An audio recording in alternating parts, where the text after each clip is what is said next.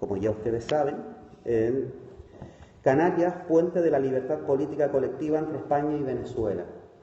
Aquí desde el MSRC Islas Canarias tenemos conformado un equipo de trabajo muy bueno. Acabamos de terminar la Feria del Libro, vendiendo libros de don Antonio García Trevijano.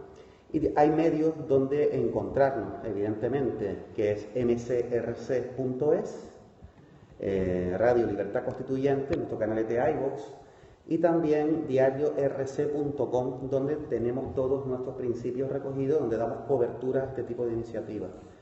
Esta iniciativa, como les digo, enmarcada dentro del movimiento ciudadano hacia la República Constitucional Islas Canarias, pues pretende, evidentemente, pues tener ese marco de referencia cultural y en fin, difundir lo que existe en España y en este caso lo que existe en Venezuela y las semejanzas que tenemos a pesar de los pesares. Voy a presentar ahora a Pedro Gallego. Muchos de ustedes ya aquí lo conocen, colaborador habitual de la Radio Libertad Constituyente, ingeniero naval, trabaja como bombero desde hace unos 12 años, sí, ¿no, Pedro? 12 años. Y bueno, ya por mi parte termino como mi función de presentar esto y le voy a dar paso pues, a Pedro. Muy bien, pues ha sido más breve de lo que imaginaba, pero bueno. Sí, aquí esperamos. No he entrado todavía yo en calor. Bueno, primero agradecer a esta ilustre sede que nos haya facilitado este salón oriental tan bonito en tan poco tiempo, y primero agradecer también la visita y la asistencia de todos ustedes, y sobre todo aquí a nuestro amigo Alberto Franceschi, que ha tenido que cruzar el charco, como se dice habitualmente, para estar con nosotros, y estamos muy agradecidos. Bueno, esta tarde he estado hablando con mi maestro García Trevijano, y antes de darle paso a Alberto quería hacer una pequeña introducción y la unión indisoluble que existe entre la política y el derecho. Para tal efecto he cogido una obra de un jurista, de los mejores juristas que ha dado la historia, que es Rodolfo Fondieri, que en su obra La lucha por el derecho dice lo siguiente: resistir a la injusticia es un deber del individuo que para consigo mismo, porque es un precepto de la existencia moral, es un deber para la sociedad, porque esta resistencia no puede ser coronada con el triunfo más que cuando es general. ¿Qué quiere decir esto? Que la política o el poder, mejor dicho, se puede conquistar sin el uso del derecho, pero no se puede mantener sin él. Nosotros queremos para Venezuela lo mismo que también queremos para España, un periodo de libertad colectiva, y eso hay que conquistarlo. Y eso ninguna institución que esté presionada desde incluso siglos va a ceder a sus privilegios si no es a través de la lucha. Ellos, la oposición que muestran es precisamente para seguir manteniéndolo. Pues en esa tesitura nos encontramos, en ese desafío, y yo creo que cuando una sociedad renuncia al derecho por la paz de manera sistemática, está perdida. Es decir, como por ejemplo está pasando en toda Europa. No se debe, la política es conflicto. Cuando no existe el conflicto, existe el consenso, que es la negación de la política. Y en eso es donde nos encontramos actualmente, concretamente en España, pero en toda Europa. Y en el caso de Venezuela es un claro ejemplo de cómo se debe buscar en estos momentos, antes de exigir ningún derecho, primero la libertad. Y después de que exista la libertad es cuando se podrá abrir un periodo de libertad constituyente para que se puedan elegir unos diputados y redactar una constitución. Bueno, no voy a seguir enrollándome más, porque no me gusta cuando llega un ponente y la gente que está a su alrededor dilata mucho la presentación, y sin más doy paso al señor Franceschi. Bien, muy buenas noches a todos. Están presentes más de 200 personas. Sí, porque aquí hay 150 ya en el Periscope, y van a ser miles, ¿ves? En pocas horas ya hay miles y miles que llegan a ese portal, empiezan todos a decidir qué es eso, cuál es ese auditorio, quién es el que habla, preguntar por ti, y bien, entonces ustedes perdonarán unas pequeñas digresiones que hago atendiendo a mi otro público que está aquí. Estoy acompañado en Las Palmas de la Gran Canaria, en un auditorio muy famoso, por cierto, la Casa Literaria. Gabinete Literario. Un salón legendario de acá, de lo mejor de las artes y de las exposiciones de gente muy culta de Canarias en sus buenos tiempos, que aún pues da cabida a ponentes de distintos temas en ocasiones especiales. Los amigos del Movimiento Ciudadano por la República Constitucional han pedido el local, lo han cedido y puedo dirigirme a un centenar de venezolanos que están acá y a ustedes que me imagino sumarán miles para oír lo que yo pueda decir después de varias, creo que 2 semanas de ausencia de los programas diarios que hacía desde Miami. Hecha esta introducción, ahora me olvido de ustedes porque tengo que atender el auditorio que está frente a mí, que no necesariamente están al día con la cotidianidad del conflicto en Venezuela, que podíamos definirlo como algo que quizás mucha gente no lo precisa así. Estamos en medio de una revolución política en Venezuela. Ustedes oyen hablar de guardias sádicos que asesinan estudiantes, de bombas lacrimógenas, de bombas molotov. Ustedes oyen hablar de represión desencadenada por un régimen oprobioso. Ustedes oyen hablar de un coro que pide elecciones. Y esas son cosas que sencillamente ocultan lo que está en el fondo de este proceso. En el fondo de este proceso está una rebelión nacional en marcha desde hace ya más de 2 meses, pero que no es primera vez que aflora en la situación nacional. Ya hubo en el año 2014, en los 4 primeros meses del 2014, una situación parecida, solo que esta vez se multiplicó por 100 la capacidad de movilización y de arrastre de todas las contradicciones habidas y por haber en un sistema absolutamente inviable, de un sistema que colapsa, que naufraga, producto de no solo su absoluta incapacidad para gobernar la República, sino por la suma de vicios ya de un nivel tal de degradación de la vida social que sencillamente ha optado la gente por querer echarlo a como dé lugar y al precio de lo que sea. Vamos a pagar centenares de vidas por este episodio de expulsar este gobierno que nunca debió dirigir nuestra república. Pero esto no vino de gratis. El gobierno de Nicolás Maduro y de los ampones que le rodea, desde la alta cúpula militar de narcotraficantes, todos malandros, no hay nadie que pueda meter un dedo por nadie, decir no. Todos son malandros y son, por lo menos, si no son delincuentes de la peor especie, son absolutos cómplices, por no emplear una palabrota, de un régimen que sencillamente gangrenó las instituciones del Estado venezolano. Todo esto lo saben los amigos que me escuchan por Periscope desde hace meses y meses, que vengo ya en más de 300 programas explicando estas cosas diariamente. Pero es que en el mundo entero se pregunta la gente qué es lo que va a ocurrir con ese país, antes conocido por, su bonomía, la simpatía de sus habitantes, sus bailes, sus mises, sobre todo, muchas de ellas hijas y nietas de canarios. ¿Qué es lo que ocurre en este país que de repente estalla social y políticamente, estalla en esa orgía de represión que estamos conociendo? Pues bien, mis amigos, he allí lo interesante del escenario venezolano. No es cualquier escenario. En Venezuela se está cerrando una etapa histórica y se está abriendo una nueva era para América Latina y para acompañar al mundo entero, particularmente Europa. Ustedes no tienen cierta curiosidad por ver qué es lo que está como expresándose en esa explosión venezolana que acompaña, por ejemplo, el fin de la Europa de la posguerra. Por primera vez en 73 años, Ustedes oyen hablar a una primer ministro de Alemania decir que ya no cuentan con los Estados Unidos ni con Inglaterra para representar los intereses de Europa continental. ¿Y eso qué significa?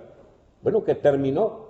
No solo la Guerra Fría, que termina el 89 con la caída de la Unión Soviética, sino que tienen ustedes un presidente norteamericano que le dice a los europeos: prepárense para cambios sustanciales porque la OTAN, como la habíamos concebido, no va más. Lo que no dice al gran público, pero que intuimos se expresa claramente, es: queremos ser amigos de Putin y de Rusia.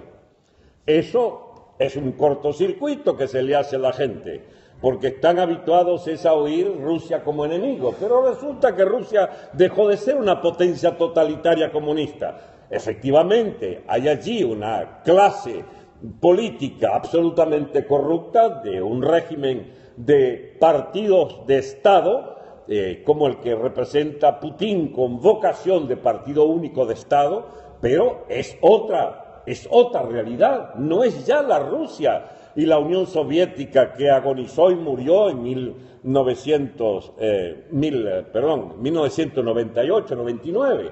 No estamos ante la Europa de la posguerra y de la Guerra Fría, estamos ante una nueva etapa de Europa desde el Brexit de Inglaterra, que saca a Inglaterra de la vocación europeísta esta inaugurada hace un par de décadas, la saca de la moneda común, aunque no formaran parte del euro, sin embargo tenían una cantidad de obligaciones con el euro y sencillamente desenganchan, pero sobre todo tenemos un empuje impresionante de gobierno, de propuestas nacionalistas, como las antiguas ofertas semifascistas del Partido Nacional de Marine Le Pen, de su padre que desplazó, y que le proponen a los franceses la ruptura con la unidad europea.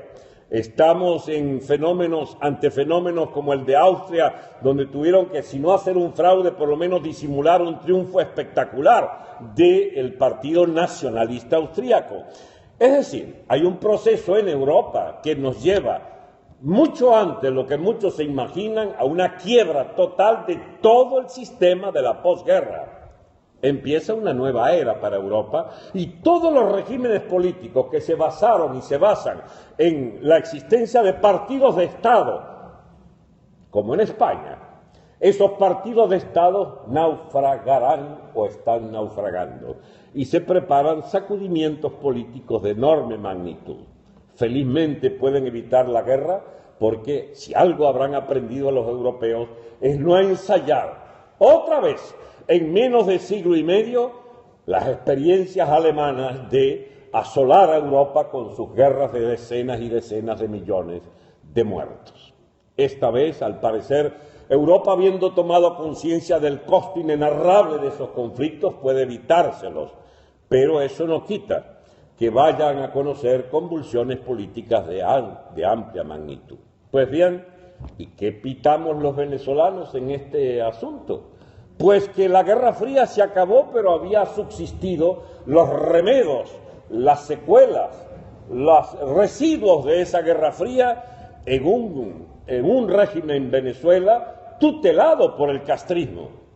¿Y qué pudo ser esa mala suerte nuestra de sobrevivir un régimen en Venezuela producto de los detritus del estalinismo mundial que encontró en el régimen tiránico de los hermanos Castro la ocasión para hacerse de una colonia política fuertemente dotada de todos los recursos habidos y por haber para mantener a 500.000 de vagos del Partido Comunista Cubano durante 19 años?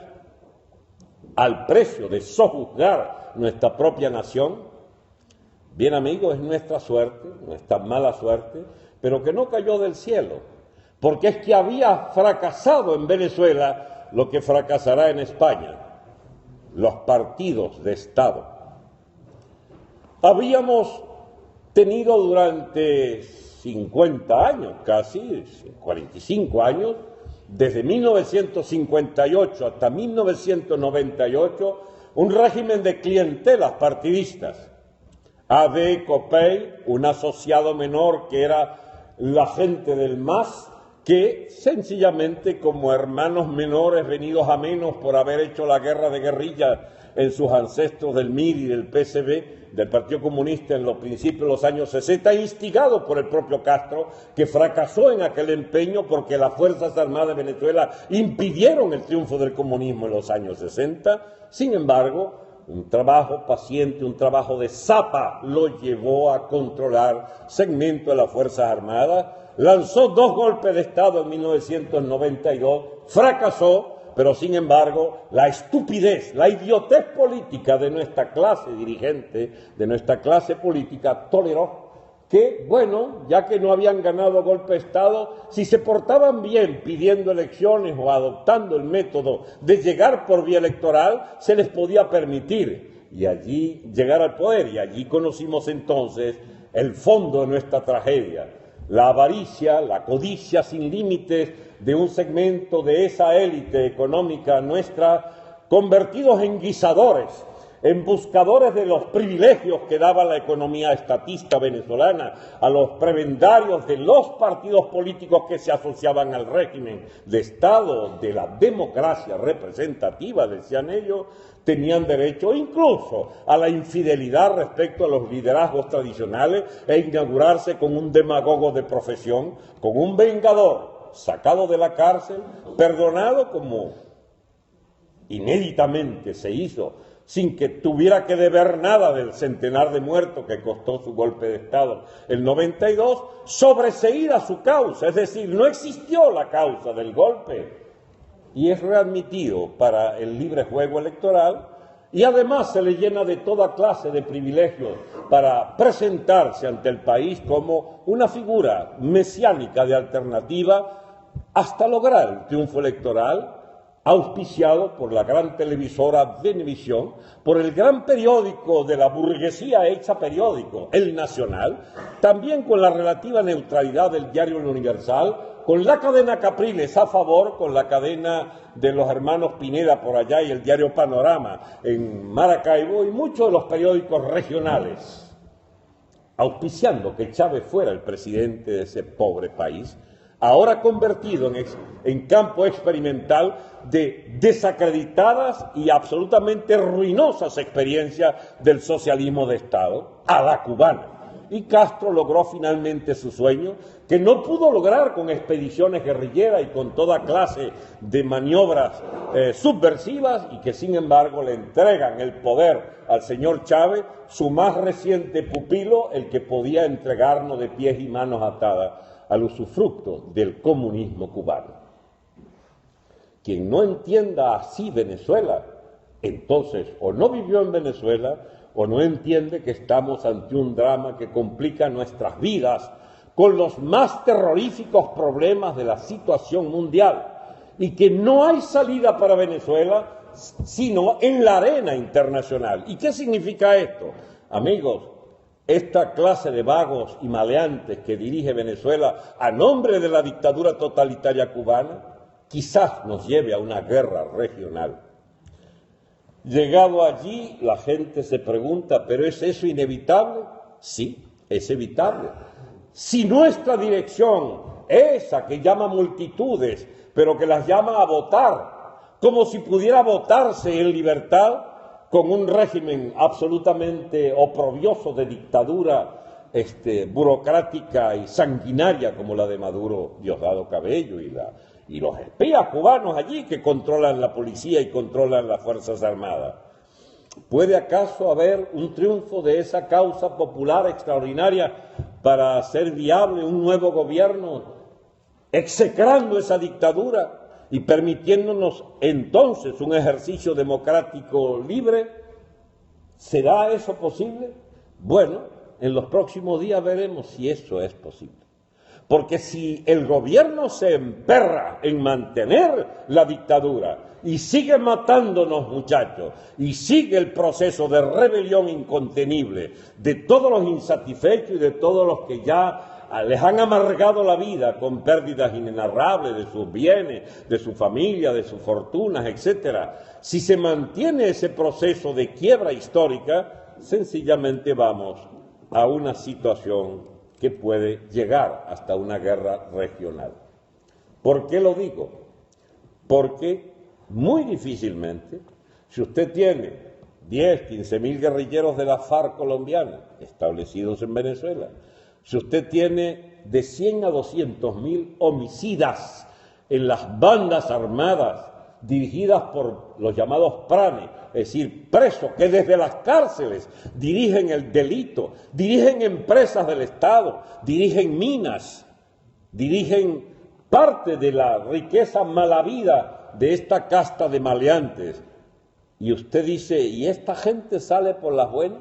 Solamente a ingenuos, pero absolutamente, caramba, no voy a decir de la peor especie, porque la especie de ingenuos es de ingenuos, no de malandros, pero hay que tener riñones para creer que Maduro va a conceder unas elecciones que él va a perder, cuando tienen 19 años organizando elecciones para ganarlas, para arrebatarlas, y para, si tú le ganas, decir no se vale, porque nosotros no podemos admitir que se valga un triunfo opositor. Y así ha sucedido con todas y cada una de las elecciones, donde si alguien le arrebataba una alcaldía, le ponían una especie de mandamás sustituto al alcalde enfrente. Si se ganaba un gobernador, se le daban los recursos a un pretor allí, a una figurilla del gobierno que administraba los recursos, y si hay una Asamblea Nacional que se gana en 2/3, se les hace regatear ese triunfo hasta reducirla en 2, 3 diputados indígenas para que no pudieran llegar a los 112 que consagraban los 2/3, que le daba gran autoridad a esa Asamblea Nacional, y entonces ya sin los 2/3 sí pueden entonces el gobierno maniobrar hasta anularla completamente y convertir esa Asamblea Nacional en algo decorativo y absolutamente inútil, sobre todo si los señores diputados de esa Asamblea Nacional se conformaron con ser parte del decorado del régimen. Protestando, sí, echan mucho discurso diariamente, hasta que la gente dijo, pero es que los discursos no nos llevan a ningún lado, vamos a rebelarnos. Y como existimos otros que inducimos a la rebelión, como hay muchos otros, entre ellos los jóvenes, que profesan la rebelión contra este régimen en el que no tendrán ningún futuro, pues hemos llegado a una situación de irremediable confrontación generalizada.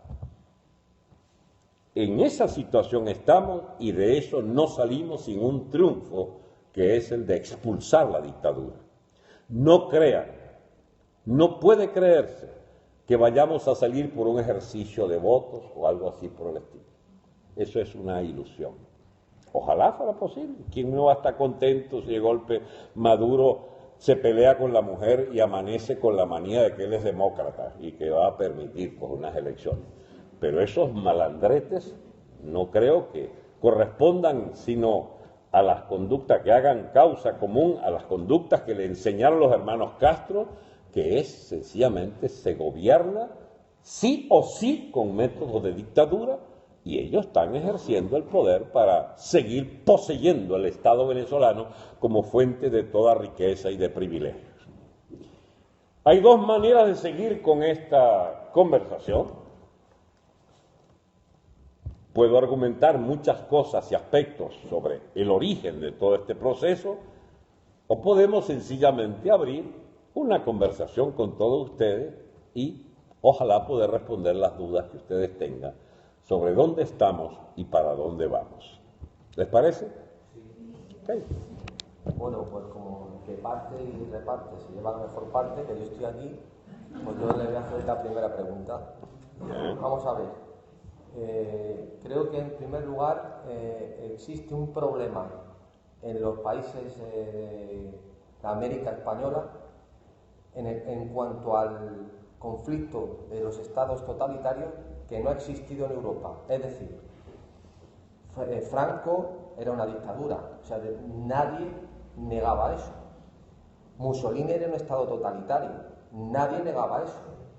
El nacionalsocialismo alemán no digamos, pero es que aquí hay un problema. Es que para mucha gente Cuba es la panacea de la democracia popular. Cuidado con esto. O sea, no es que sea un problema únicamente de acabar con esas dictaduras, es que para mucha gente aquello es una Arcadia maravillosa.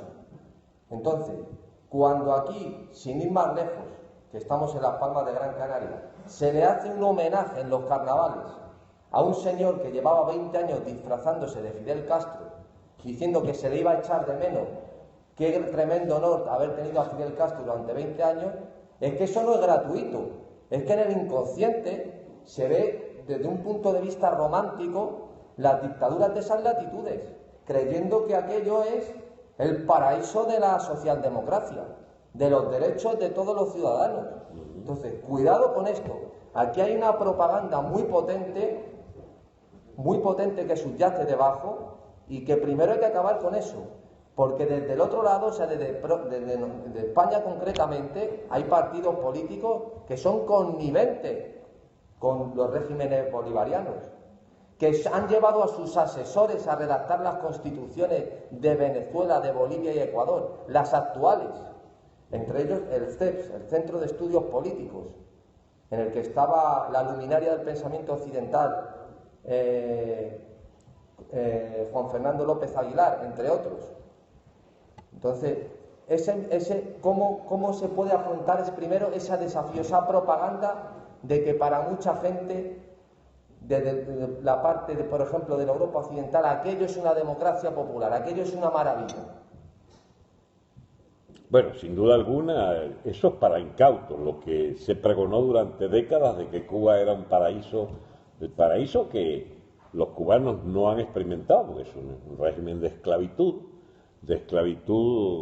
consentida, de servidumbre consentida, han mantenido una docilidad ante un país donde hubo una revolución real, porque sí la hubo una liquidación del Estado de Batista, una eliminación del capitalismo, se constituyó una economía colectivista de tipo comunista clásico, se constituyó un régimen político de partido único, de aparato escolar dominado por ese partido, aparato universitario controlado por el partido, medios de comunicación, periódicos, radio, etcétera, cultura, todo controlado por el partido, propiedad única del Estado, todas las tierras del Estado, todas las industrias del Estado, el comercio del Estado, las navieras, todo, absolutamente todo, bancos, todo. En Venezuela no hubo eso. Esa es la gran equivocación de toda persona que superficialmente diga, estamos como en Cuba, vamos a hacer otra Cuba. No, en Cuba hubo una revolución comunista. Y durante 30 y pico de años la Unión Soviética pagó la dieta diaria de esa economía ruinosa de origen, fracasada absolutamente, desmantelada como quedó toda la industria y la agricultura cubana. La Unión Soviética pagaba esa factura. ¿Y por qué la pagaba? Porque eran los tiempos de la coexistencia pacífica y eran los tiempos de las fricciones este-oeste y de la bendita Guerra Fría, que significó en el año 1992 la probabilidad de nada más y nada menos de una guerra termonuclear. Y cuando se pudo zanjar el conflicto de los cohetes rusos en Cuba, fue porque se pactó entonces que Cuba no sería invadida, que Cuba sería respetado el régimen por parte de Estados Unidos. Y eso aún se mantiene a pesar de que el comunismo ya desapareció el año 89-90, en el mundo, pero en Cuba no. La rapidez con la que los cubanos se hicieron la ilusión de que con la Clinton podían por fin rehacer sus relaciones de 60 años interrumpidas con los Estados Unidos, bueno, se esfumaron rápidamente, pero quedó pendiente el asunto de ¿a dónde va Cuba? El comunismo chino abandonó el colectivismo y se metió de cabeza en la economía capitalista, con un régimen peculiar de dictadura de partido, pero es una dictadura que, les confieso, va a sorprender a más de uno lo que le puedo decir. Es una dictadura de gente muy eficiente. No llega a presidente chino de 1.600 millones de chinos quien no haya sido jefe de 100 o 200 millones de chinos en alguna de sus provincias y quien no haya dirigido no sé cuántas empresas de centenares de miles de efectivos. El que llega a la cúpula es porque es, Dios mío, el burócrata más lúcido que se puedan usted imaginar en un siglo. Y bien, en Venezuela es exactamente al revés. es el más malandro, el más vago, el más inútil, el que nunca produjo un bolívar ni hizo absolutamente otra cosa que parasitar el gobierno, el que llega más alto. ¿Y de quiénes aprendieron eso? De los cubanos, del Partido Comunista, que hizo de esa economía esa piltrafa de gestión donde se premiaba, era el que estuvo en Sierra Maestra y mató a algunos soldados por allá en época de Batista, y es de los del riñón fidelista de la dirección cubana. Nosotros no tuvimos una economía como la cubana, tuvimos algo peor todavía. Tenemos el haber visto una economía capitalista que con todos sus defectos fue destruida frente a nuestros ojos, una clase empresarial que optó o por ser arruinada o por venderse, y muchos prefirieron venderse. ¿De qué manera? Produciendo, no guisando con las divisas. Se hicieron millonarios. Hay bancos privados en Venezuela, mis amigos, que hicieron más plata con el gobierno de Chávez y Maduro que todos los banqueros juntos desde Cristóbal Colón hasta el año 98. Hay empresas favorecidas por las divisas de Caribe, por las divisas del Estado, que, bueno, fabricaron enormidad de fortunas, porque si a usted le entregan $1 a 10 bolívares y usted puede venderlo a 6.600, ¿se oyó bien? Lo compras en 10 y lo vendes en 6.200. Esa es la diferencia, ese es el diferencial. Claro, hay también ahorita un intermedio que valía 700, ahora creo que lo van a poner en 2.000. Pero sin embargo, no es que todo lo que le den a usted va y lo cambia. No, no, usted puede efectivamente comprar con la 10ª parte de eso, usted compra lo que dijo que iba a comprar, pero el resto se lo embolsilla. Y van a las fortunas particulares de esta casta de malandros chavistas, que van pues al sistema financiero mundial, engordaditas, muy grasientas cuentas privadas. Entonces no son burócratas como los cubanos, donde el único que robaba era Fidel o los hermanos Castro, y todos los demás burócratas tienen que cuidarse mucho, como se cuidó mucho un tal Robainita, que era el canciller hace como 7 o 8 años, yo recuerdo, y de golpe, ¡pum!, destituido Robaina. ¿Y cuál es el castigo, Robaina? Bueno, porque la mujer andaba traficando. Había montado una boutique, aprovechando que hacía unas giras por allí Robaina y ganaba unos dolarcitos, la mujer se avivó y puso una boutique en Cancún. Y bueno, destituyó a Robaina por malandro, por traficante, por no sé qué cosa. Nadie roba si no tiene la autorización personal de Castro. Y son muy pocos los que pueden robar. Usted tiene los privilegios de burócrata, pero usted no puede ser un rico de una economía donde es muy mal visto. En Venezuela no. En Venezuela son ampones rojos que se adueñaron de minas, bancos, casas de cambio, fábricas, tierras a granel y el tráfico de divisa como gran negocio. Es un capitalismo delincuente. Y eso fue lo que llevó entonces a la destrucción de las redes comerciales, de las redes financieras, de las redes de producción agrícola y pecuaria, al contrabando masivo. Pero ¿cómo no va a haber contrabando si los principales contrabandistas son los militares?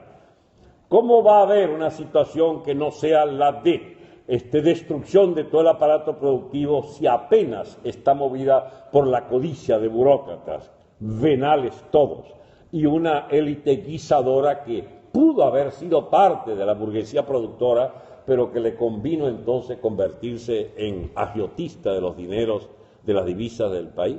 Dale. Siguiente pregunta, si cabe, el señor del fondo. Él estaba primero, si cabe, el señor del fondo, y luego el señor de ahí. Quiero preguntarle sobre el gran político Shein en Venezuela, es decir, ¿qué papel juega? Quiero preguntarle, por si no se lo ha escuchado, ¿se me escucha más o menos? No se me escucha nada, ¿no? Me pongo de pie. No, yo quiero preguntarle simplemente sobre el Islam en Venezuela, es decir, ¿qué situación tiene el Islam político, es decir, el gobierno iraní en toda esta situación, y de qué manera afecta esto a la sociología, a la vocación y evidentemente a la isla política a la que he hecho referencia? Ya. El gobierno de Hugo Chávez Frías mandó, digamos, a sus emisarios al Medio Oriente, y particularmente a Maduro, a entrevistarse, a sostener unas firmas, que son secretas por supuesto, con la organización Hezbollah y la organización Hamas. Desde que Maduro conoció a Nasrallah, el jefe del Hezbollah, en reuniones que tuvo en Damasco, en Siria, se contactó para hacer un acuerdo en gran escala por tráfico de droga y tráfico de toda clase de favores, más bien del gobierno venezolano hacia el Hezbollah. También, mientras tanto, había una progresión importante en las relaciones con Irán. Si usted ve la filial, es toda chiita, Irán, Siria, Hezbollah, libanés, y allí están, pues, con esa relación fecunda, podríamos llamarla, con el terrorismo islamista de origen chiita y los planes de Irán hacia América Latina, que hizo de Venezuela la plaque tournante, ¿cómo se llama?, el bastión, pues, de toda la penetración hacia el continente.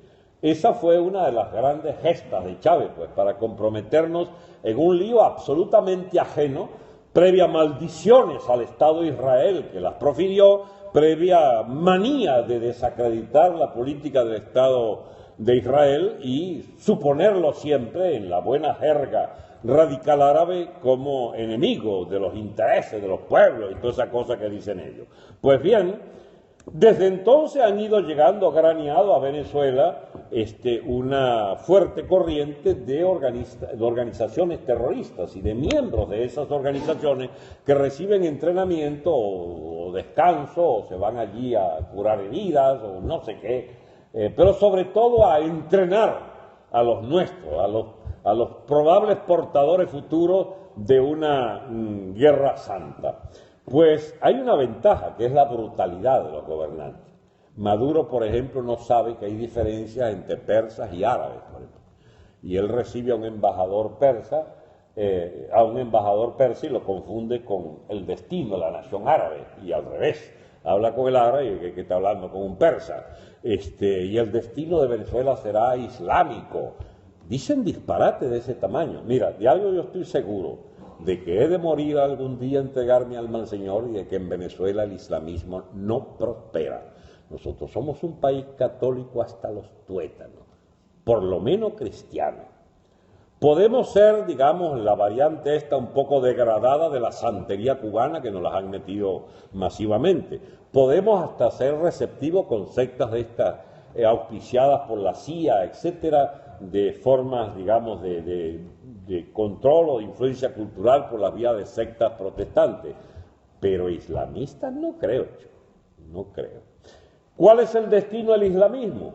Todas las manipulaciones diplomáticas que puedan hacer potencias islamistas militantes, pero con un limitado éxito en cuanto a encarnarse socialmente, porque nosotros somos como impermeables a eso. Es una de las ventajas, por cierto, de Venezuela, donde no tenemos ese afán por las religiones de esa manera tan fanática en que pueden exhibirse en otras naciones. No somos practicantes cristianos, sobre todo somos partidarios de vírgenes, ¿entiendes? Los islamistas no quieren saber nada de vírgenes, entonces ya tenemos una gran ventaja. La divina pastora se lleven los cachos a quien sea, y la de Chiquinquirá también. No hay manera de meternos a nosotros en un culto de un Dios abstracto, como el Dios del Islam. Los dioses, el Dios nuestro, el Cristo crucificado, sea o no uno creyente, es omnipresente en la religión inmanente de todos los venezolanos, y nada hay que temer respecto a que puedan embaucarnos en una causa de esas de fanatismo religioso del Medio Oriente. El señor del fondo que estaba... Luego La verdad que es curioso, porque siendo Canarias una de las tierras que se armó en Venezuela y fueron recibidos, como hemos recibido a todo el mundo allá, y se metieron en la tierra, nos dieron lo mejor que llevaron. Y hay una cosa que me llamó mucho la atención, que a la cosa de un mes, ¿sí?, un periódico local, La Provincia, le hace una entrevista a Mario Sea, nuestro insigne embajador en Madrid. Dios mío. Que dice, entre otras cosas, que los pensionados que andamos por el mundo estamos desangrando a Venezuela. Esa es una perla que se lanzó ese Mario Sea. Entonces, el diario La Provincia se congratula con Mario Sea full página abierta, en un día domingo, o sea, máxima audiencia. Resulta que la etnia canaria en Venezuela, muchísimos de sus miembros se les han quitado el producto de su trabajo de muchos años, de 50, de 60 años. ¿Ya? Entonces, es una cosa que a mí particularmente me chocó ese detalle. No sé si fue pagado, es una deuda para pagar. Y lo otro es, usted lo mencionaba antes, ¿cómo salimos de estos niños que gobiernan Venezuela? ¿Ya? Estos niños sanguinarios. Okay. Sanguinarios.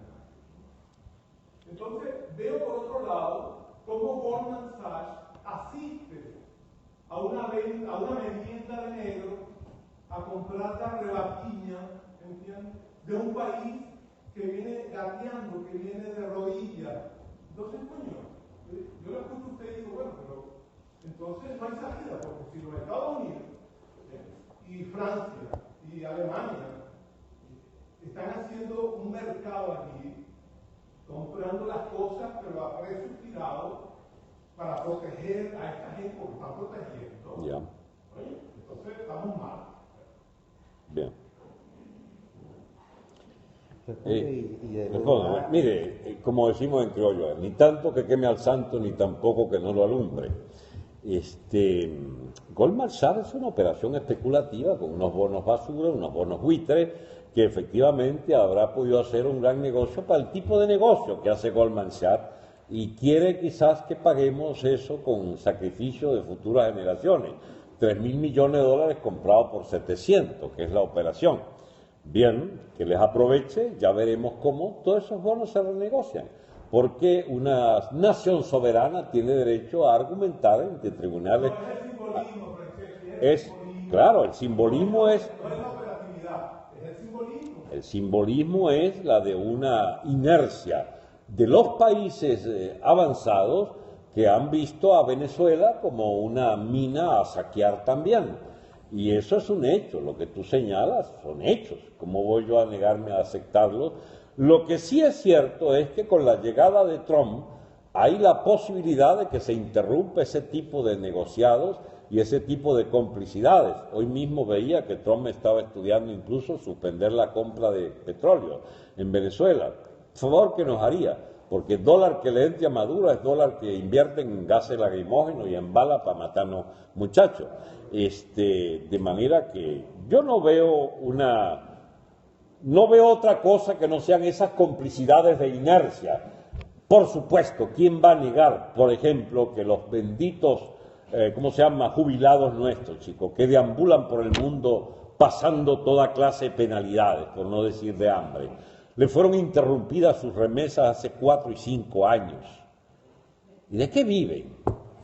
Y esto es algo de lo que yo conozco, incluso por círculos familiares, de gente que tuvo 30, 40 años trabajando y merece su salario, y le dice, bueno, vaya a cambiarlo en Venezuela. Y una profesora titular de la universidad, por ejemplo, que pudiera cambiar en el pasado 2, 3 mil dólares de su sueldo, en este momento los puede cambiar por 30 dólares. Ese es su sueldo de un mes.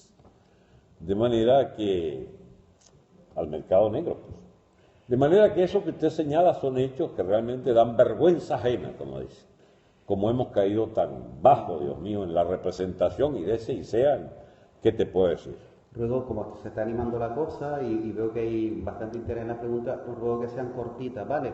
Señor el tercero, la señora la cuarta, el señor el quinto, Joaquín el sexto, la señora el séptimo y la otra señora el octavo, para que vayan un poco, ruego que sean un poquito breves, porque es que si no, como se está animando, lo cual es maravilloso, pero para que puedan caber todos, ¿vale? Bien. Bueno, un verdadero placer estar frente a usted, don Alberto Franceschi. Gracias, amigo. Y lo que les puedo decir, redondeando justamente una de las cosas que había dicho el comentario, que dentro de ese triángulo donde Irán participa a través de Venezuela, el Grupo Podemos también ha salido beneficiado con un grupo importante de presupuesto. Y de ser el millón de dólares, sí. Que se le ha sido asignado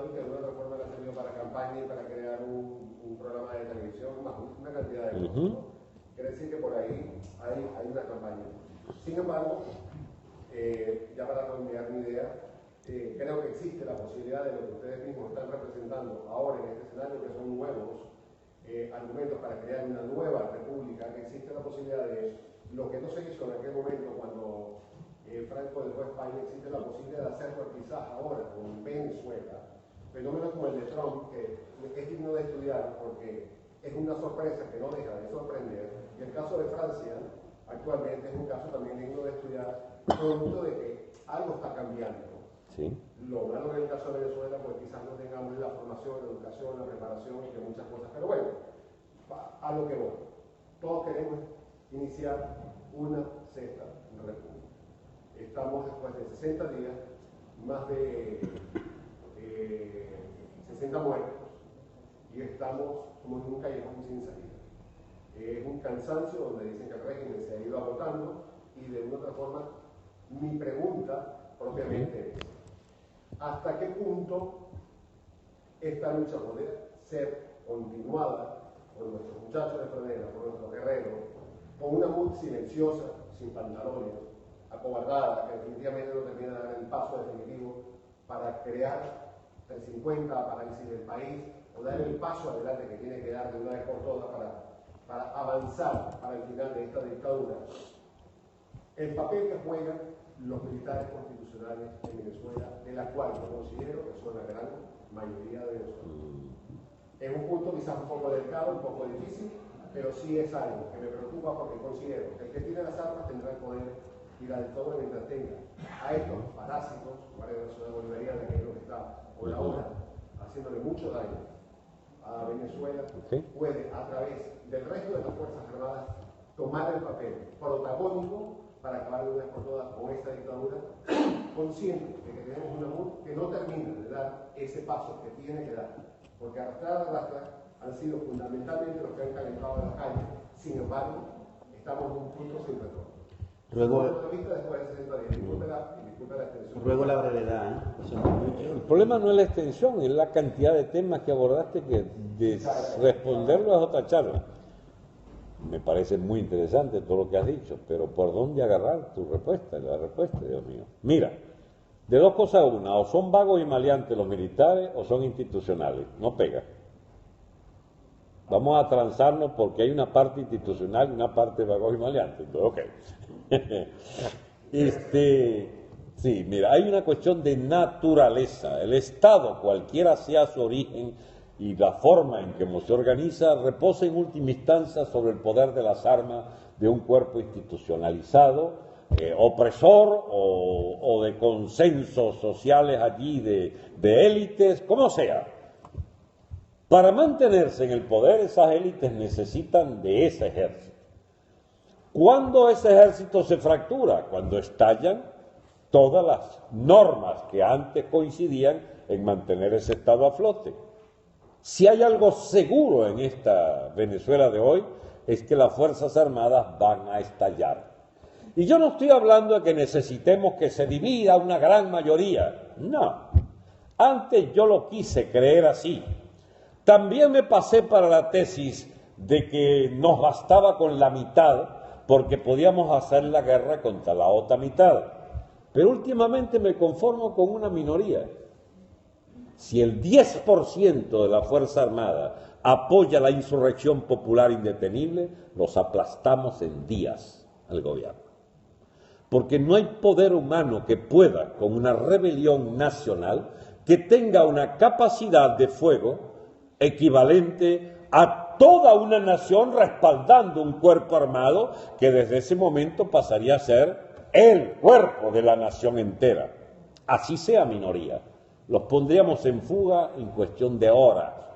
Imagínense ustedes un cuartel alzado a favor de la insurrección y de la consigna fuera Maduro del poder, que va a enfrentar un supuesto nuevo, un cuartel que queda a 2-3 kilómetros y que viene a atacar ¿A quién va a defender las muchedumbres? al cuartel que se supone va a ser atacado por las fuerzas del régimen.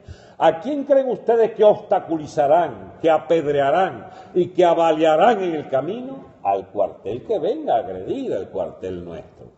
Eso yo lo veo, mire, yo no soy ningún adivino ni nada por el estilo, solo es que uno ha estudiado algo la historia de las revoluciones para saber que cuando se quiebra el Estado, se quiebra su fuerza armada, y cuando hay la voluntad de lucha de todo un pueblo, no hay poder que pueda impedir que gane ese pueblo insurreccionado. Y ahí estamos entonces, pendientes de que ese episodio de la que le estoy hablando pueda ser mañana, o en 6 meses, o en 6 semanas. Nadie sabe, pero será el episodio definitivo.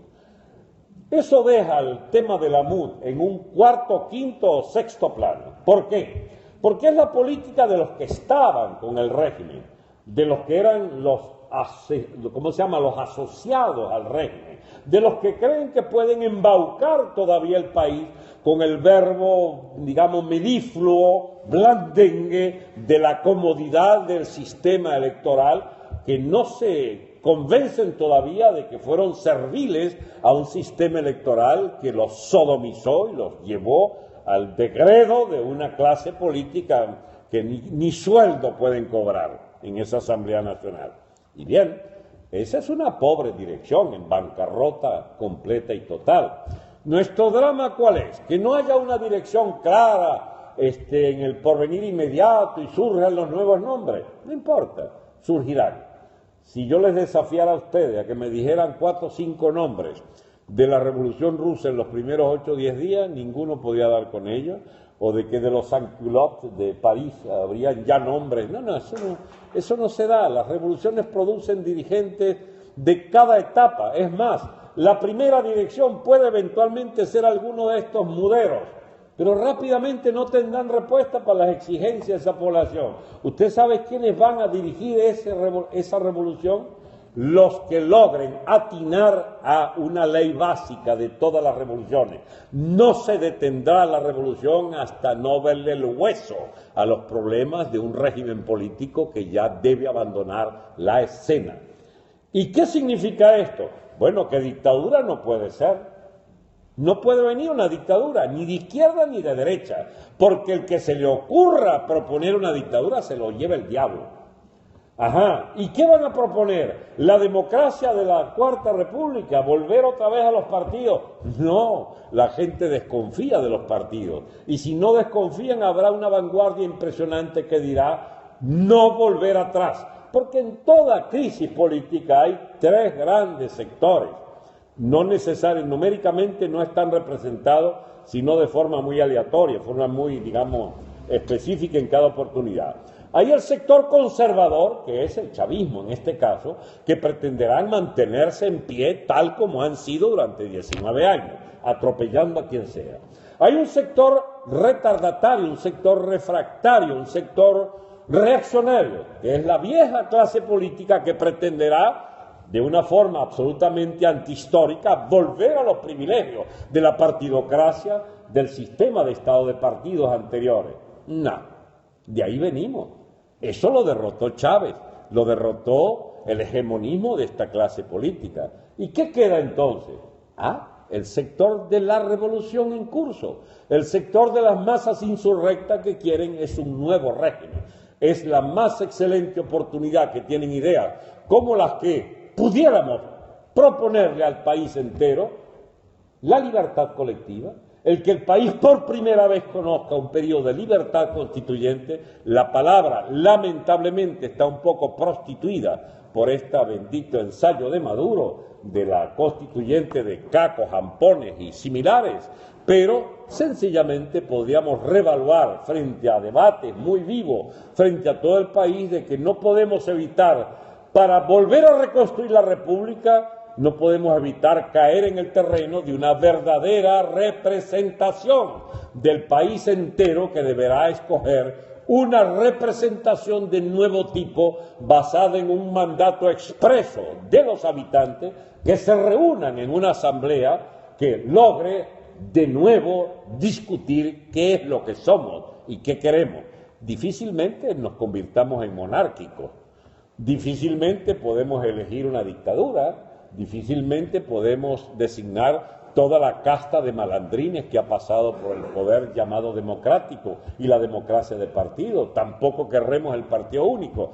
Por eso no es casual que yo haya comenzado diciéndole a ustedes que en Venezuela se puede plantear por primera vez una nueva etapa histórica hacia América Latina en su conjunto. Nosotros pasamos por la dictadura, pasamos por el estado de partido, pasamos por la dictadura del cuasi partido único, del chavismo, y no vamos a hacer algo que implique un experimento antihistórico, un anacronismo de volver a lo que ya sabemos que no funciona. Y entonces podremos atrevernos a hablar con voz propia, sobre todo aquellos que no ambicionamos el poder. Amigo, usted sabe cosas serias, y con esto cierro, usted sabe cosas serias de tener un mensaje que no sea personificado por ambiciosos, por agiotistas y por quienes quieran enriquecerse con el tesoro público. Y hay una generosidad sin límite en nuestra juventud que entenderá el lenguaje de los que se ofrezcan para ser los nuevos representantes. Yo no estoy proponiendo que vamos a elegir una legión de santos y de beatos, porque tenderán a corromperse. Toda sociedad que implique desigualdades sociales aparecerán privilegios y tenderán a corromperse.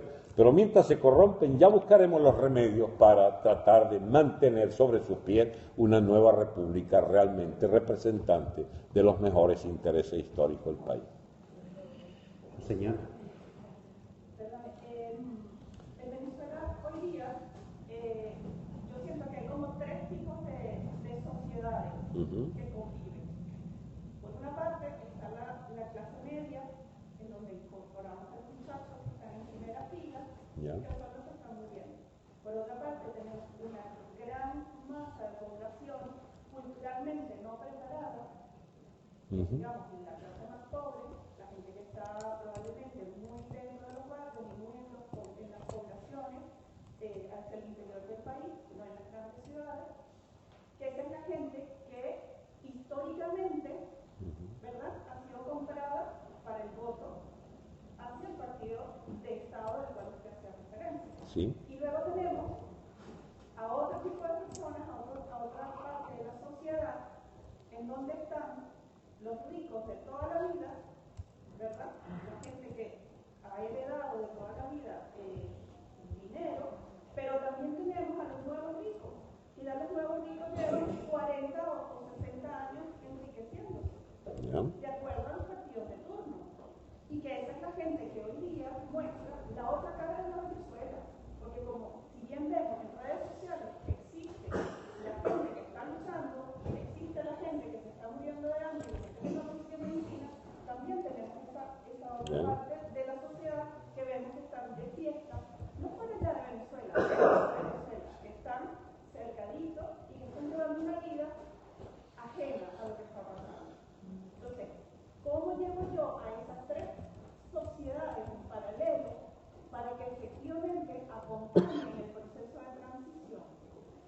¿Sí? Y luego quería que por favor profundizara, si puede, en una frase que me quedó haciendo eco de su exposición inicial, que fue la de una posible guerra regional o un posible apoyo regional. Me interesa conocer de la conferencia de hoy o del intercambio de opiniones del día de hoy, justamente el puente entre España y Venezuela. Mira, esa descripción que hiciste sociológica del país es perfectamente pertinente, ¿no? Yo podía agregarte otra, más simple. Hay dos clases de venezolanos, el perraje y el no perraje. El perraje está en la élite, en la clase media y en los sectores populares. Y el no perraje, gente noble, generosa, solidaria, está en la clase popular, en la clase media y también en la clase alta. Tenemos perraje en el country club.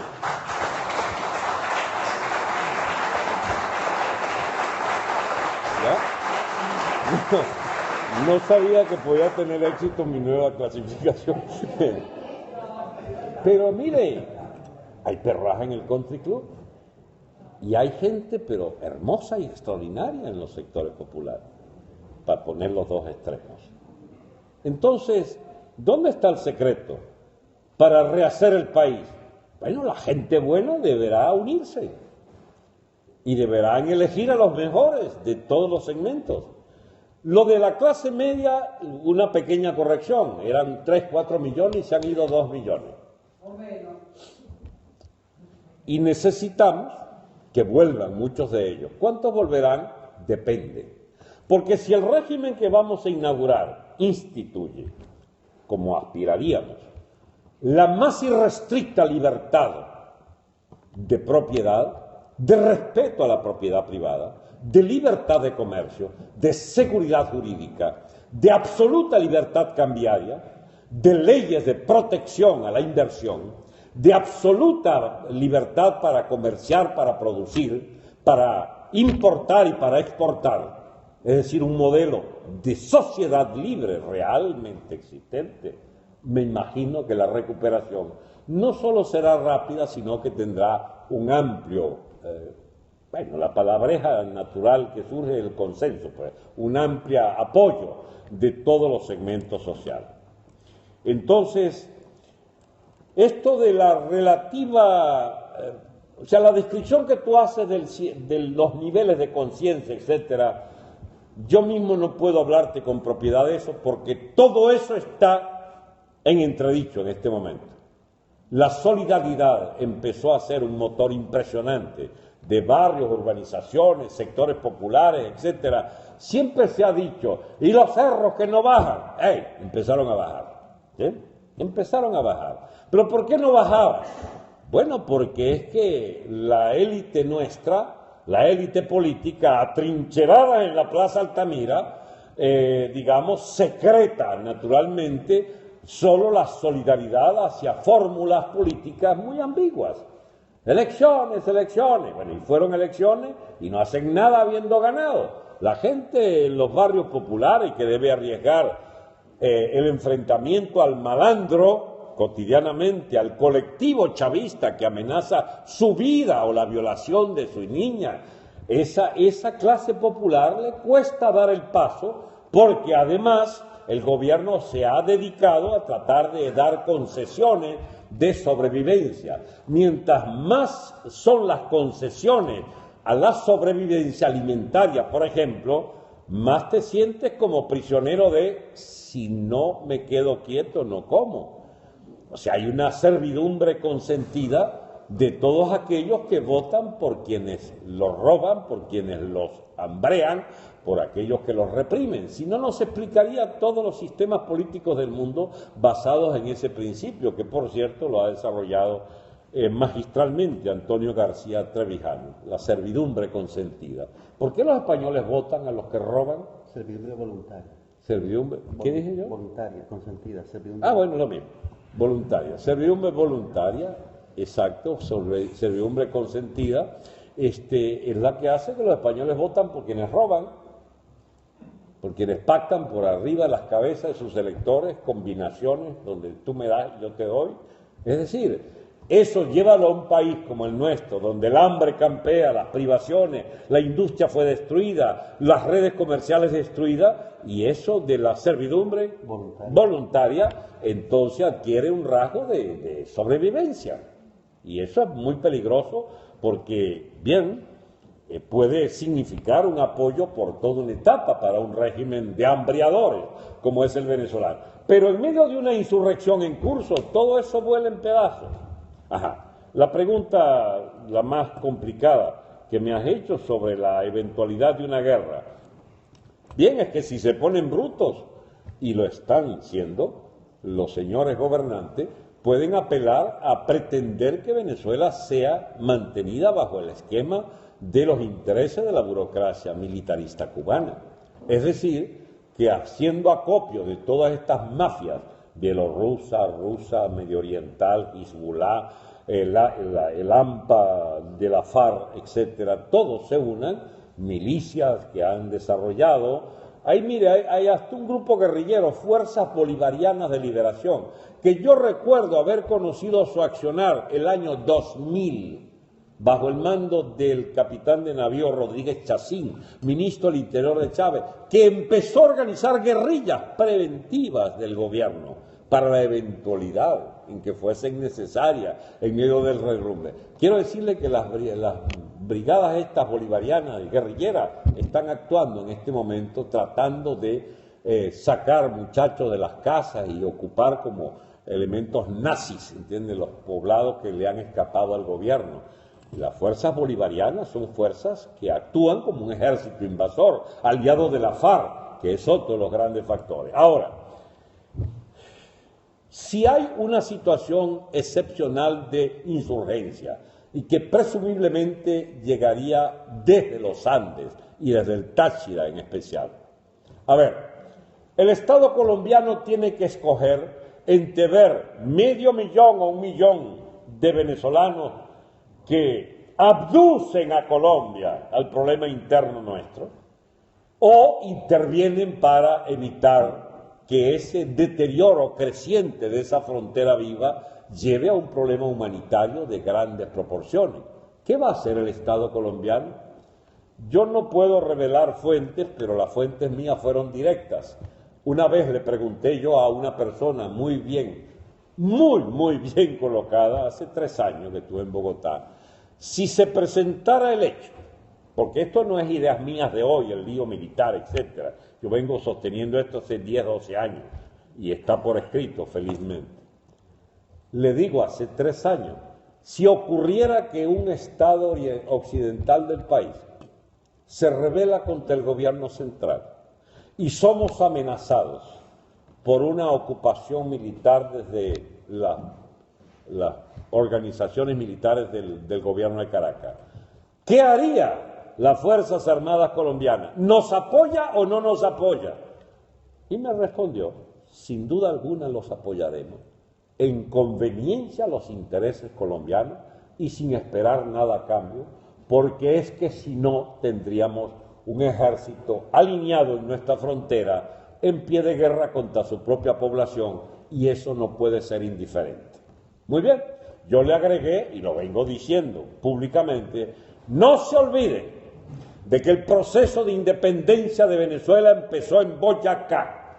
Bolívar ganó la Nueva Granada y con el ejército de los neogranadinos vino a Carabobo, 1 año y medio, 2 años más tarde. La independencia de la Gran Colombia vino de Colombia y se consagró en Venezuela con la batalla definitiva de Carabobo.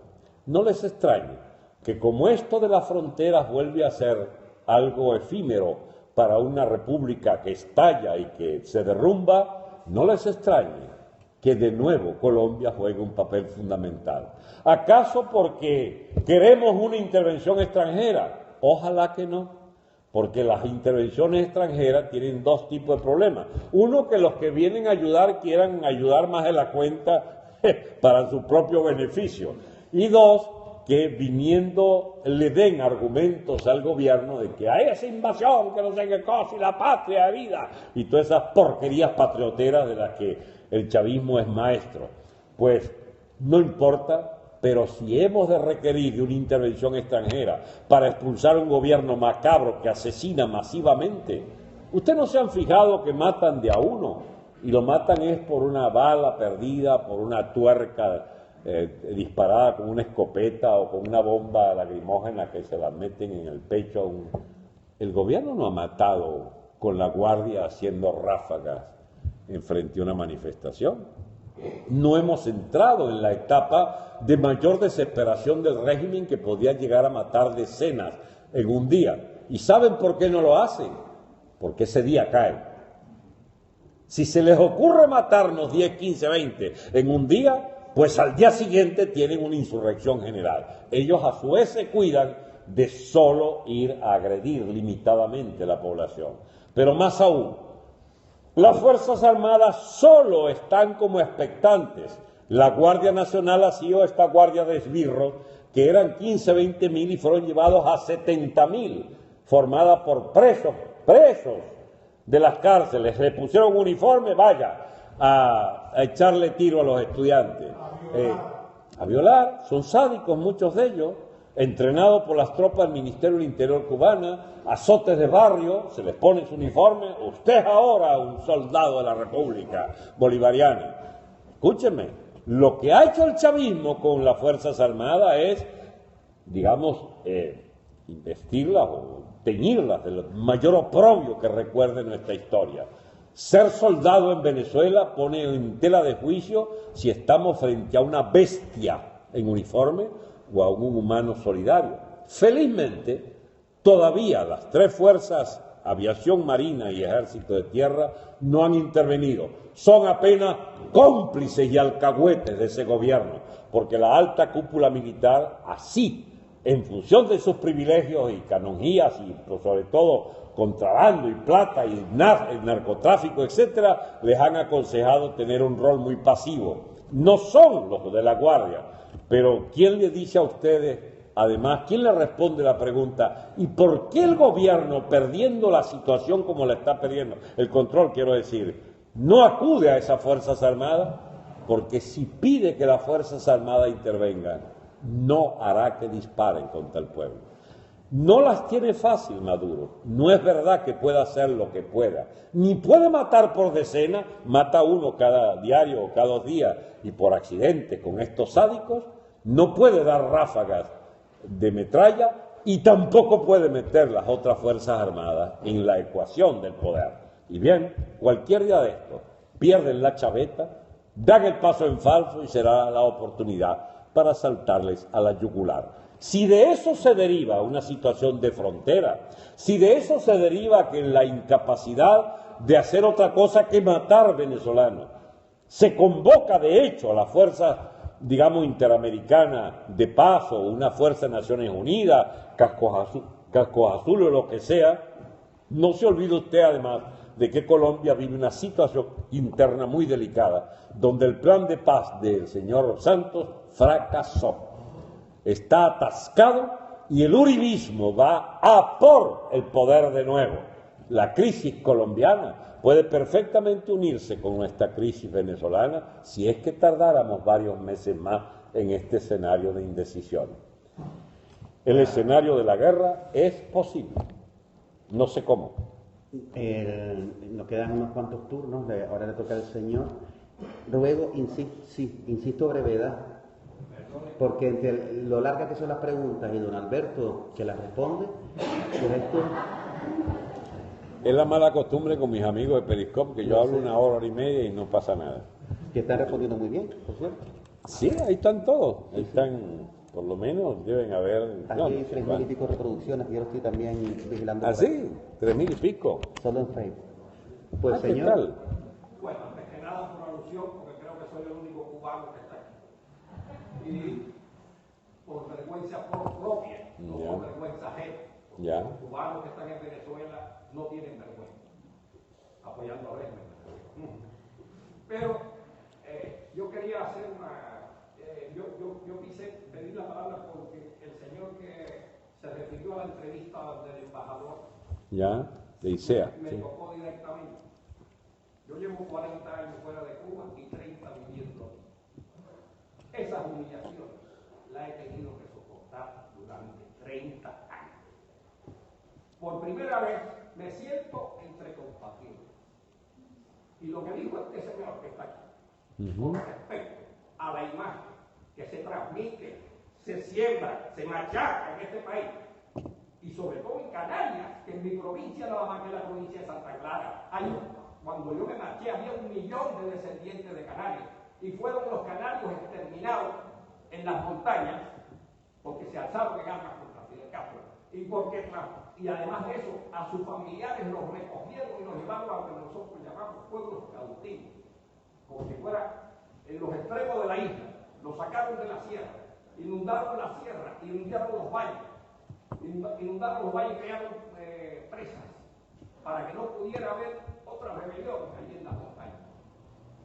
Y eso en Canarias, nadie lo sabe, aquí nadie lo dice. Esto es increíble. Esto es increíble. Les quitaron todas las propiedades. han ido allí. Y ya ven, con estas humillaciones y los gritos y la esto y lo otro, y no quiero decir más. Yo la pregunta que quiero decirle es lo siguiente. No hay un peligro de secesión que estalla la guerra. De que dividan a Venezuela. No corre Venezuela el peligro de que la partan en dos y le quiten un trozo de territorio. Y en 5 también. Esa es la pregunta que creo. Mire, hay una persona que nunca me había merecido confianza. Había sido un alto funcionario de la Cuarta República, fue canciller y luego fue el fiscal aquel que enjuició a Carlos Andrés Pérez, Ramón Escobar Salón. Yo andaba en mis tiempos de constituyente, el año 99, y me llamó por teléfono, fui a su casa, me invitó a su casa, y estuvimos charlando. Es un tipo bastante culto y muy enterado, era un hombre del riñón de la vieja clase política. Y me dice, yo quiero leerte algo. Y buscó en su biblioteca un librito, y buscó y tal, y me leyó lo siguiente. Me lo memoricé hasta hoy porque nunca más pude olvidarlo. Si el chavismo siguiera en el poder una década o más, ya van 8 años después de esa entrevista, si el chavismo durara en el poder una década o más, Venezuela seguramente será escenario de una partición de su territorio, donde su centro norte costero quedará como un tronco a la deriva en el Mar Caribe, todo el oriente y el sur perdido con Brasil y todo el occidente perdido con Colombia. Yo leí eso y digo, Dios mío, y pensar que esto es posible. Vamos a evitarlo, por supuesto, pero todo Estado que renuncie a contener la nación, porque ya esa nación es distinta a los intereses bastardos de ese Estado. En este Estado venezolano, más que ningún otro Estado, hay un divorcio total y absoluto con la nación venezolana. De la nación somos todos, el Estado es de ellos. Es una cosa purulenta, agente de una potencia extranjera, concentrador de toda la excrescencia social del bandidaje político, militar, financiero, etcétera, etcétera. Si ocurriera que ese Estado estalla, ¿a dónde arrastra al territorio y a la nación venezolana que ocupamos ese territorio? ¿Qué es lo anterior, el Estado o la nación? Pues miren, es la nación. La nación sobre un territorio genera estados, distintos tipos de estados. Nosotros fuimos un territorio de indígenas dispersos, atrasados en el neolítico, en el paleolítico, qué sé yo, y vino a España e hizo de nuestro territorio lo que más tarde o últimamente sería en el siglo XVIII, al principio del XVIII, al principio del XIX, la Capitanía General de Venezuela. Pero fuimos un territorio que, colonizado por España, fue convertido en parte de la civilización hispánica. Se nos dotó de una creencia, de una cultura, se nos dotó de leyes, se nos dotó de universidades, de ciudades, de obras públicas, las que hubiesen para la época, se nos dotó de una pertenencia a el hispanismo como esa otra parte de las dos Españas. Y en mala hora se nos ocurrió separarnos del imperio español. ¿Por qué digo en mala hora? Porque a algo razón habrá tenido Bolívar cuando se planteó este tema, diciéndose, no habrá sido en vano, no habremos arado en el mar, que habiendo destruido tanta industria y tanta riqueza, nos veamos hoy sometidos al dominio de la anarquía. Esa anarquía duró un siglo en Venezuela, ¿eh? Y la acomodaron dictadores que venían de los Andes, la dictadura de Gómez y de Cipriano Castro. Por fin nos armó un Estado nacional que se continuó por vía del ejército profesional en gobiernos allí de cariz semidemocrático como el del general López Contreras, que armó la Guardia Civil en mala hora, miren ustedes lo que terminó la Guardia Nacional, y el gobierno de Medina. Otra dictadura de 10 años, 40 años de estado de partidos y 19 años de la mugre esta gobernante del partido cuasi único.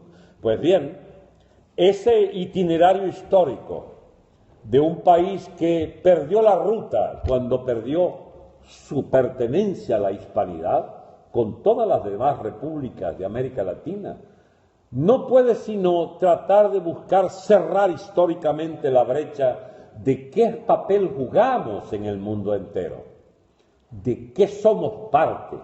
Una república realenga, igual que muchas otras, buscando una definición que seguimos sin encontrar, o será la hora en que España, haciendo sus propias cuentas con su propio pasado errático, tienda la mano a las jóvenes repúblicas que, como nosotros, pudiéramos volver a hermanar el mundo hispánico en una coincidencia común, comercial, política, cultural, que la tenemos, pero renegando de ella. Esa situación, esta es la que nos puede llevar a pensar 3 veces si seremos capaces de dejar perder ese territorio, emancipado mal o bien, desde hace 2 siglos, pero que hoy puede ser de nuevo pasto fácil de codicias ajenas, de codicias de segmentos propios, pero que no han cuajado felizmente, porque en Venezuela, felizmente, no hay la idiotez del provincialismo, de esas naciones que se inventan para chantajear al poder central con dame más para yo seguir perteneciendo a esta nación común. Felizmente esos particularismos en Venezuela son casi nulos. La nación venezolana existe, aunque sea por inercia de 2 siglos, soportando las mismas calamidades frente a gobiernos de incapaces. Y ahora, cuando estos bicharracos nos llevan a una situación de pérdida total de la homogeneidad de la República, porque el Estado hace aguas y no es capaz de contener con su capacidad, sino de represión unida a esa República, cuando la revolución puede hacernos de nuevo más unidos que nunca, expulsando esa dictadura, créame, la secesión será lo último que se le ocurra a algún sector del país, a no ser que la ocupación, y por eso no me gustan las ocupaciones extranjeras, a no ser que de afuera vengan los salvadores a quererse quedar con una parte del rico territorio venezolano. Lo impediremos, Venezuela será única, unitaria, y será una república de todos nosotros, pero abierta, ojalá, a una nueva etapa de la civilización, ojalá, al lado de toda Hispanoamérica y de España en particular. ¿Cómo vamos de tiempo, Pedro? Pues estamos empezando. Hora 22.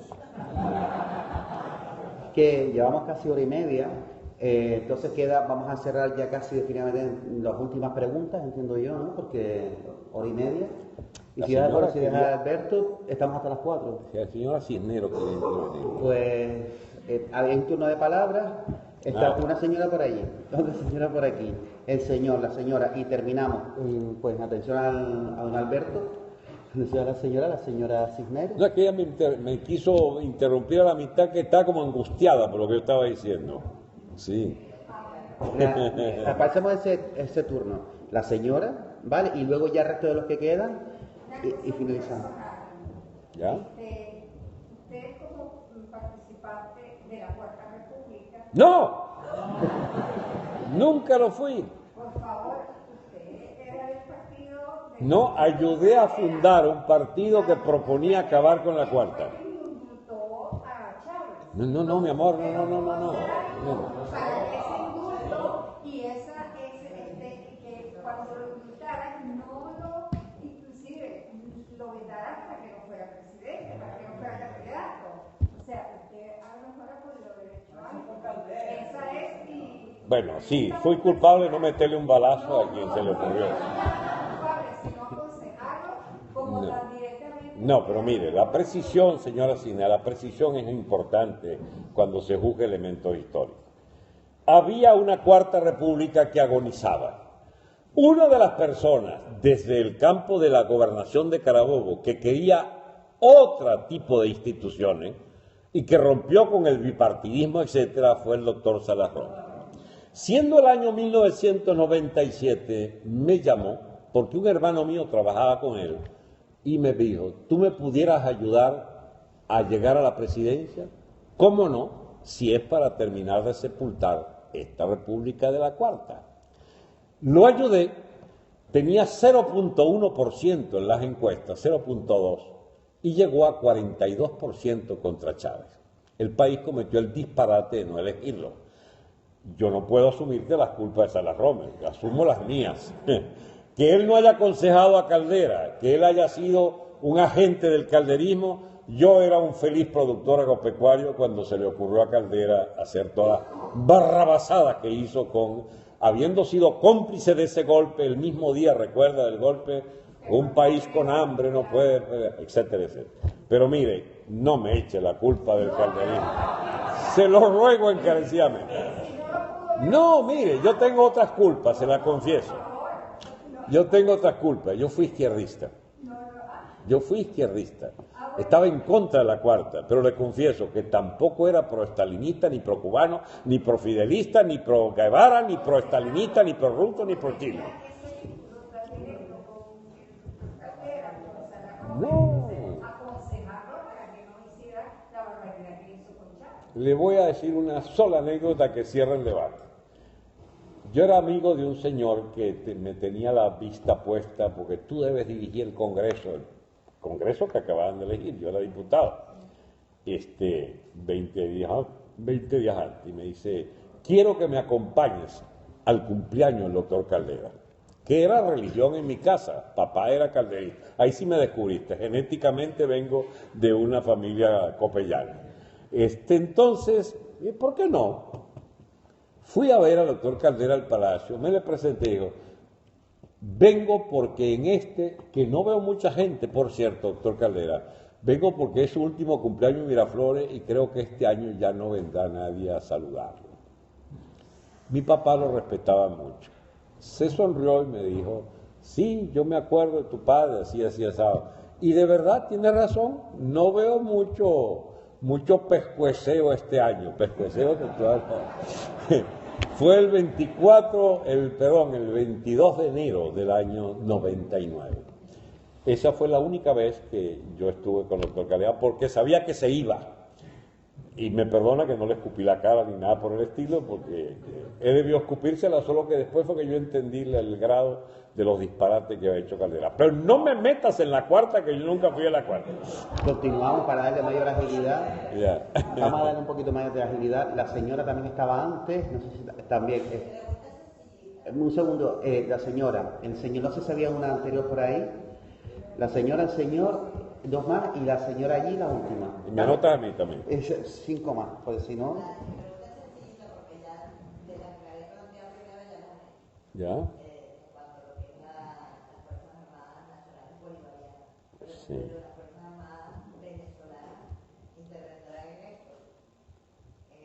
Están condenadas a intervenir, se van a fracturar. Y una curiosidad que tengo, ¿cuál es su opinión acerca de las últimas declaraciones de la fiscal? Es una gran oportunista que quiere salvar su pellejo y como todas las ratas que abandonan el barco cuando se está hundiendo, dirá ahora, y más de un tonto de capirote saldrá a saludar ese gesto extraordinario. Para mí es una astuta señora y bueno, será usado por quienes quieran usar esos esguinces que está contra eso hacen fiesta en la MUD con eso. ¿Viste la posición de la fiscal? La digna posición de la fiscal. De la fiscal yo me acuerdo que tiene 120 presos políticos ordenados por ella. Es una mugrienta representante del régimen. Ni que haga lo que haga, puede bailar desnuda en la Plaza Bolívar, que no haré caso a su presencia en el debate político. Vale, siguiente, vamos, era por aquí. Espera, el señor, yo lo tengo ya. Sobre todo si baila desnuda, no creo que tenga ningún interés. El señor, y ya vamos agilizando, sí, lo de la señora. Yo tengo otra clasificación de la sociedad venezolana. ¿Ya? Sobre todo en estos últimos años chavismo. Yo todo hay comeflores en todos los tratos sociales.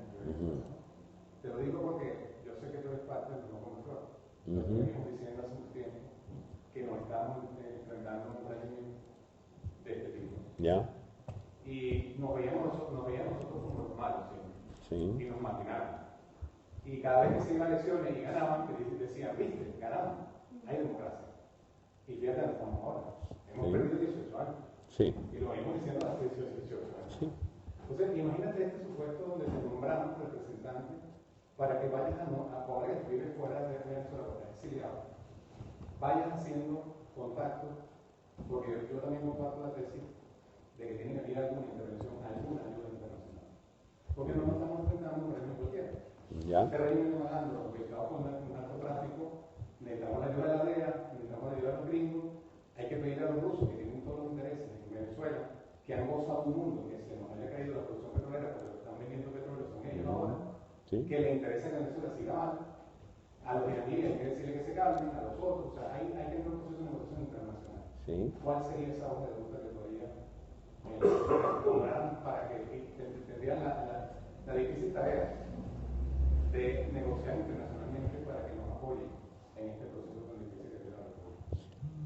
No hay amistad y hay intereses.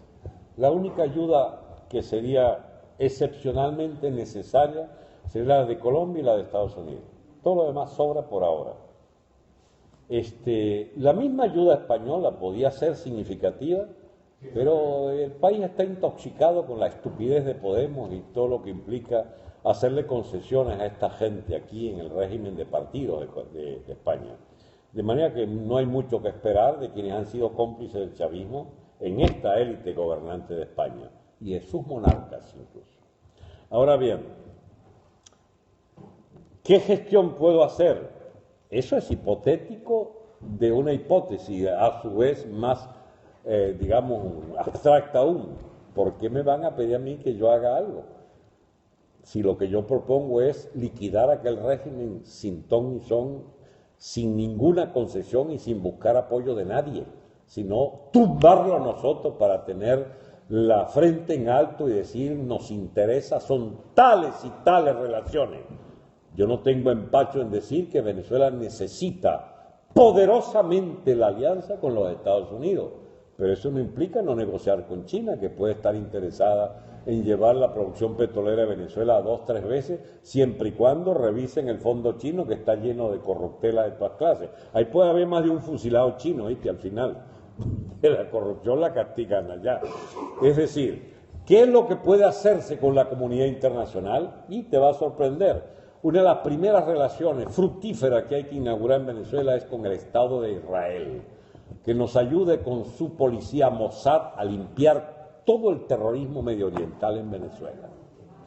De manera que, como verás, no tengo el don de la ambigüedad de los políticos, será por eso que no he tenido suerte.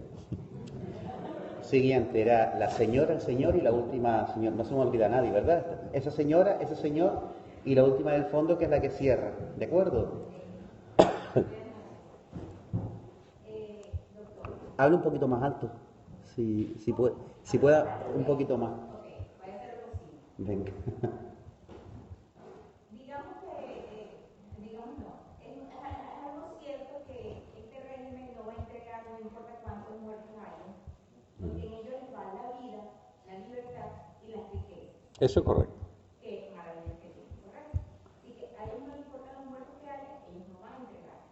Entonces, muy concretamente, si no hay apoyo militar, si no hay digamos, acciones concretas de la Asamblea Nacional, y si no hay una intervención internacional, ¿qué va a pasar? ¿Hasta dónde va a llegar? ¿Hasta dónde puede llegar Venezuela? ¿Hasta dónde podemos poner un muerto para obtener algo? ¿Y si lo vamos a hacer? Esa es mi pregunta. Bueno, tú has propuesto aquello que llaman, tú lo que quieres es que nos coma el tigre. Todos los supuestos son relativos. La MUD no es una unidad, se va a fracturar. Las Fuerzas Armadas está llena de sinvergüenza, pero hay muchos que no quieren pasar el resto de sus vidas degradados y realengos sin oficio porque estudiaron para ser militares. De manera que si quieren defender su profesión, deberán colocarse del lado de quienes expulsen a este gobierno. La élite económica verá cuánto dinero puede todavía tratar de ganar apurado con alguna especulación, pero no te olvides que la economía está en ruinas completas y ya negocio como que no hay sino para los malandros. De manera que incluso un segmento de la clase económica puede apoyarlo. No es cierto que el gobierno pueda hacer lo que le da la gana matando y matando y matando gente. Un día de estos se va a encontrar con que con algún episodio, un muerto de más puede ocasionar que el país entero se le lance a la yugular. Las insurrecciones, que no ha sido el caso en Venezuela, no ganan si no se hacen simultáneas.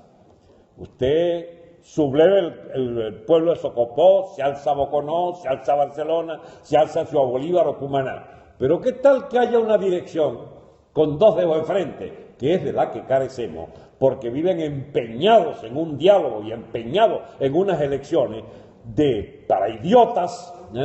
¿Qué tal que un día podamos imponerle desde la calle la consigna huelga general política de todo el país el mismo día, a la misma hora, y de que de esa huelga general política de 48, 72 horas, el gobierno todavía aguante y lanzamos sencillamente la consigna de la huelga general insurreccional, es decir, acabar con todo lo que signifique autoridad, edificios incluidos, etc.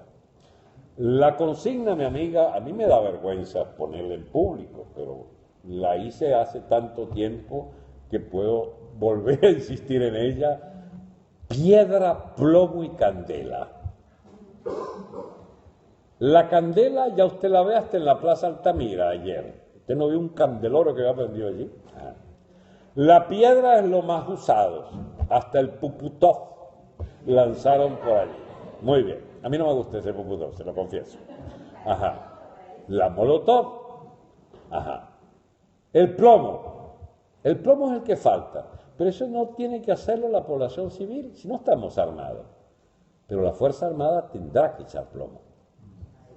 Y están condenados a echar plomo, porque si ellos no echan plomo, terminarán echándose plomo entre ellos y serán mucho más las víctimas de ellos que las del resto del pueblo. Como yo confío ciegamente en los procesos absolutamente irreversibles de que en el centro del Estado está la Fuerza Armada y el Estado está derrumbándose y disgregándose, pues la Fuerza Armada se disgregará y entrará en conflicto abierto al interior de ella. Y la hora del plomo será la hora de la definitoria de los problemas. Solo puedo decirle algo que me da vergüenza decirlo, pero debo confesárselo. La élite nuestra, que quiere poder seguir gobernando, la élite económica, y que apoya las giras y más giras de personajes que quiere hacer como el único preso, o la única causa, o la sigla que reina en la democracia venezolana. Esa gente que financia eso por millones y millones de dólares en lobbies ante gobiernos extranjeros, no es capaz de haberse dado cuenta que los que pueden resolver este tema son, por ejemplo, brigadas que sé que existen, que empiezan a liquidar colectivos, porque hay que liquidarlos, señora. Colectivos armados chavistas, y tienen que suspender el combate porque se le acabaron las balas. Y allí es donde siento la vergüenza ajena. Nuestra élite de sinvergüenzas no ha entendido que han gastado dinerales en su intento de seguir manipulando la vida de la República con sus lidercitos cifrinos adaptados a las exigencias de su condición de clase, que como que se hubieran nacido para reinar por siglos, y no se dan cuenta que su tiempo también se acabó. Viene una nueva élite dirigente, una nueva clase política, nacida a las entrañas de una verdadera democracia, y no serán, por cierto, la que puedan liderar los blandengues que no dieron la talla en esta insurrección que ya empezó a encontrar su vía hacia el poder. Solo quería preguntarle, doctor Alberto, ¿qué podemos hacer aquellas personas que estamos fuera de Venezuela, autoexiliados, exiliados, que no podemos regresar a Venezuela porque no nos dan un pasaporte? En mi caso tengo 14 meses solicitando el pasaporte y no me lo entregan. ¿Qué podemos hacer fuera de las fronteras de Venezuela para apoyar esta lucha? Organizaciones de solidaridad con los jóvenes, con nuestra gente en rebelión, hacer de la causa venezolana una causa del común de los canarios y prepararse para pedir de esta zona de España una amplia solidaridad futura, porque vamos a necesitar del talento de los canarios, de los brazos de los canarios, del ingenio empresarial de los canarios, de su enorme capacidad para hacer una simbiosis con nosotros como un pueblo único, porque nosotros tenemos en nuestro haber el ya haber experimentado que la migración canaria, y no lo digo por demagogia, fue con la colombiana las mejores migraciones que hemos tenido. No desdeño las otras, pero es que la canaria está probada y que puede otra vez volver a ser un pilar de nuestra economía y de esa, digamos, mixtura, de esa permanente mezcla étnica que nos permite hacer del pueblo venezolano algo indiferenciado del pueblo canario. De manera que usted desde aquí puede sentirse en el futuro parte de un resurgimiento de la nueva nación que tendrá seguramente en Canarias un punto de apoyo de primer nivel. Y su pasaporte, me comprometo a ayudarlo a que lo logre apenas tumbemos a estos bicharracos.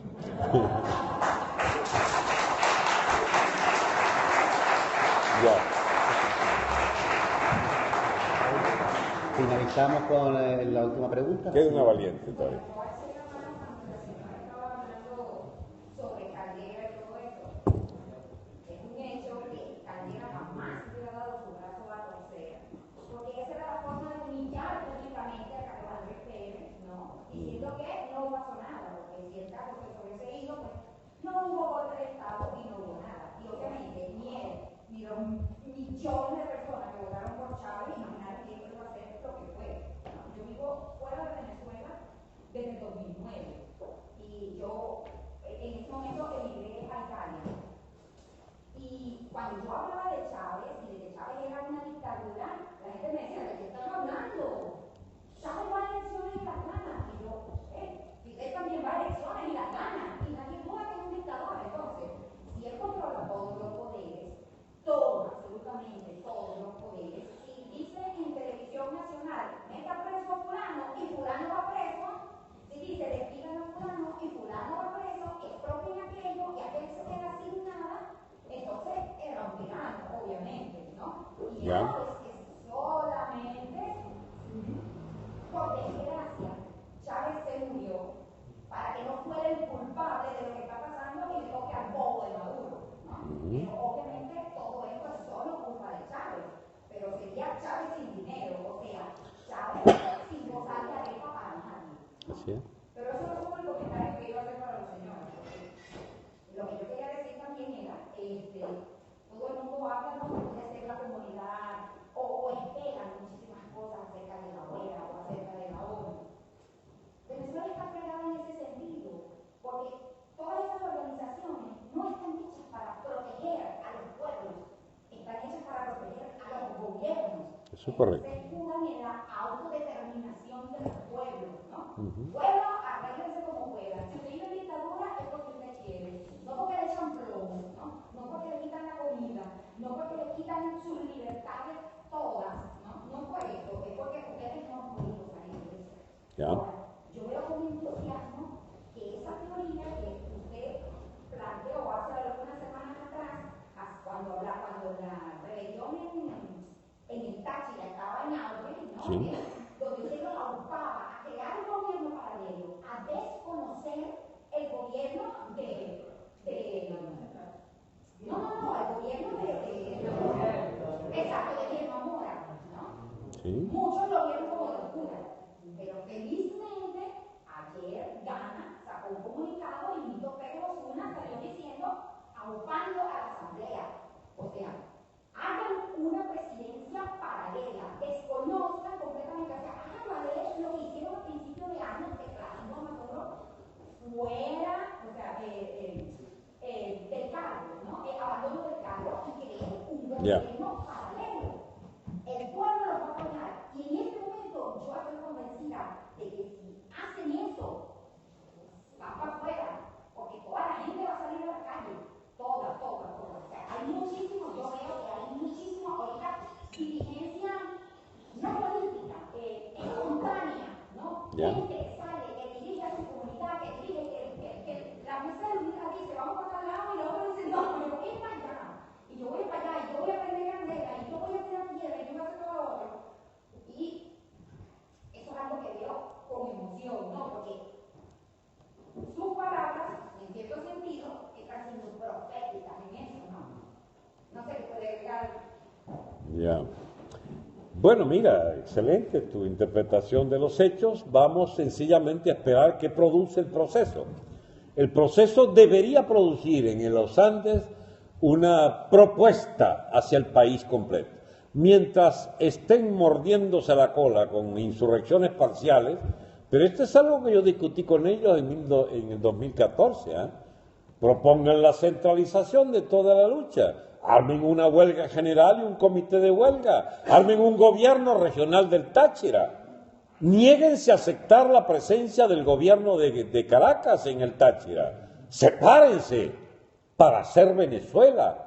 No para irse para un separatismo tonto, sino para reclamar la continuidad de la República de Venezuela desde tierra tachirense y que se planteara el conflicto incluso militar. Yo quisiera ver, digamos, si fuese posible, que los gochos entiendan la magnificente oportunidad de ser ellos los emancipadores, como ya lo fueron, por cierto, de la Venezuela de la ruina y de la anarquía del siglo XIX, cuando la columna de Castro y de Gómez emparejó hacia Caracas y acabó con todos los caudillos regionales y montó el Estado moderno.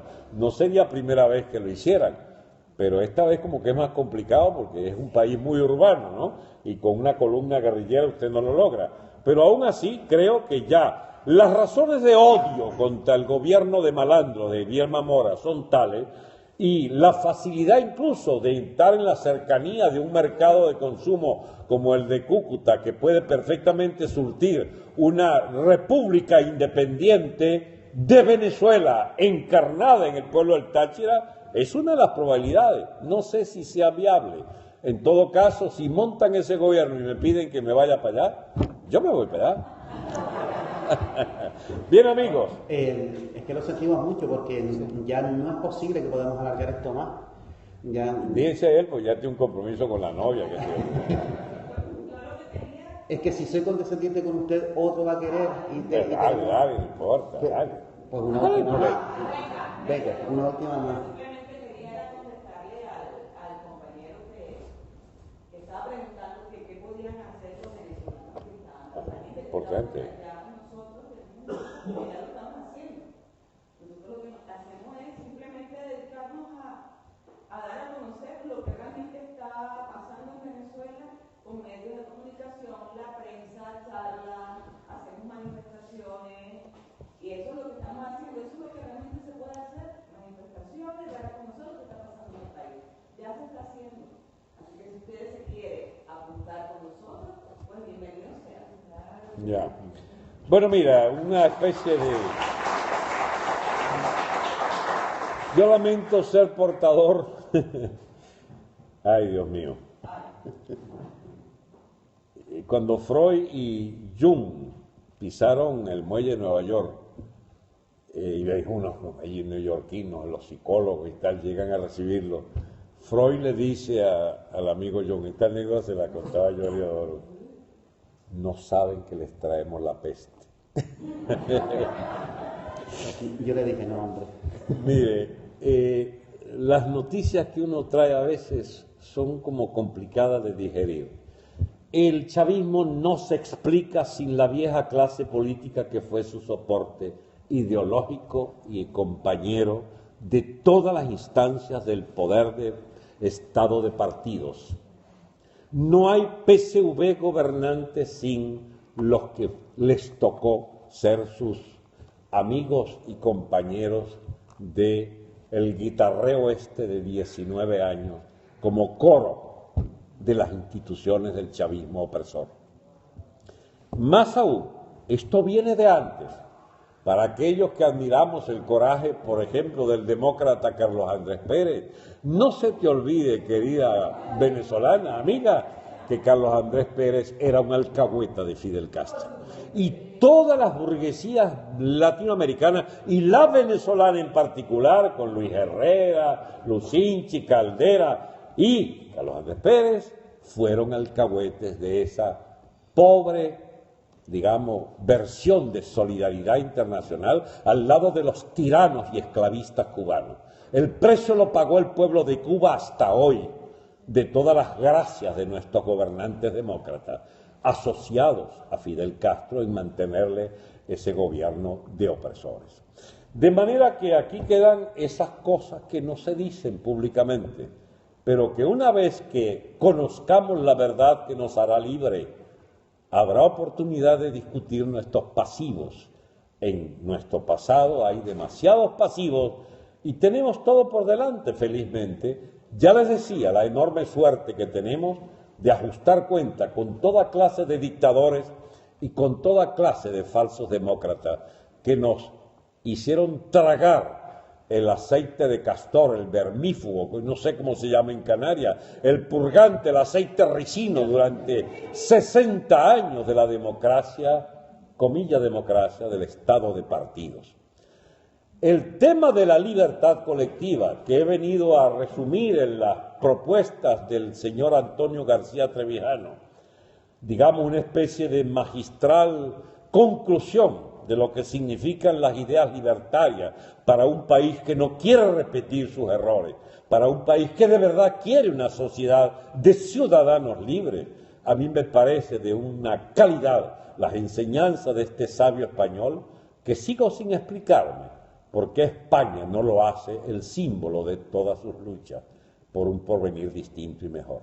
Muy buenas noches a todos, muchas gracias por estar aquí. Una cosa...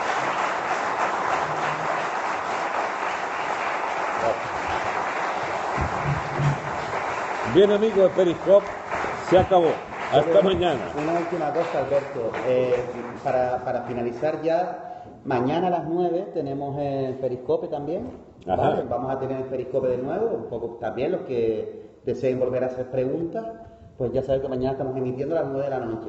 Y también importante, a propósito también lo que estamos 9 de la noche son 4 de la tarde en Venezuela. Esa era mi hora de Periscope ya. Ah, pues fantástico. Aquí en Canarias está lo que es Movimiento Ciudadano hacia la República Constitucional Islas Canarias, que estamos también comprometidos con la lucha que está emprendiendo Alberto. Alberto está comprometido con nuestra lucha y estamos muy de acuerdo y queremos tener líneas de acción. Ruego también que acudan a nosotros, al MCRC Islas Canarias, que estamos dispuestos también a echarles una mano y a recibir las manos de todos ustedes. Y sin más, agradecerle a Pedro y a Alberto, en fin, que hayan estado aquí con nosotros. Gracias. Hay una palabra que no es nueva, pero que adquiere un significado extraordinario y hermoso. Ojalá la aprendan. Somos repúblicos. Eso es, somos repúblicos. Somos repúblicos partidarios de la democracia, de libertad colectiva, y eso es el destino más hermoso que podamos construir. Buenas noches a todos.